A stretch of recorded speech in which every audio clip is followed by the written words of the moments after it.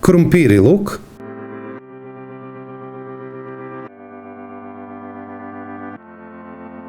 oko 400 grama krumpira, oko 100 grama luka,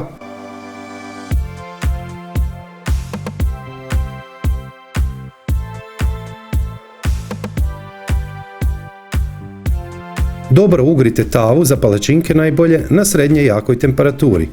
Dodajte sada malo više ulja, oko 4 do 5 velikih žlica jušnih, vidjet ćete kasnije zašto. Oko 50 grama slanine ili pancete, inače ispod videa niže u opisu ću staviti link za isti video bez mesa, isto je odličnog okusa, budite bez brige, dobro upržiti da bude i sušeno kao čips na primjer, to je baš jako obavezno i bitno. Ocijedite ulje i sačuvajte ga za kasnije.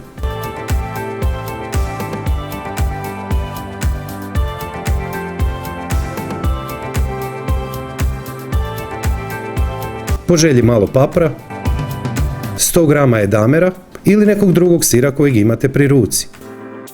Cijelo jaje, pazite ja sam sada u žurbi i pogriješio jer sam jaje razbio i odmah dodao u sadržaj svega, a jaje je recimo moglo biti pokvareno i sve bih morao baciti. Zato jaje inače uvijek ulite u jednu manju posebnu posudu sa strane, provjerite da li je sve ok, pa ga tek onda dodajte u sve ostalo. Dobro promiješajte.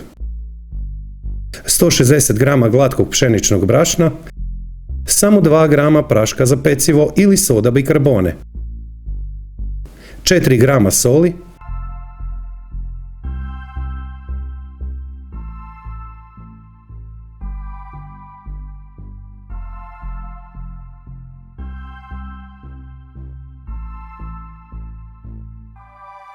tavu zagrite na prilično slabijoj vatri, nikako ne smije biti jako vatra, kako bi se kasnije pogačice dobro termički obradile.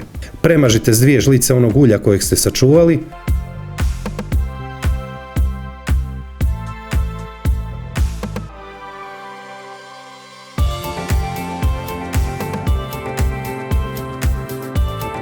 Pecite oko 3,5 do 4 minute s jedne i isto toliko s druge strane.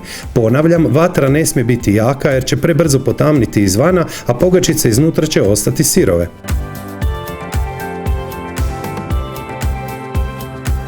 Opet okrenite i zapecite tek toliko, samo 15 sekundi.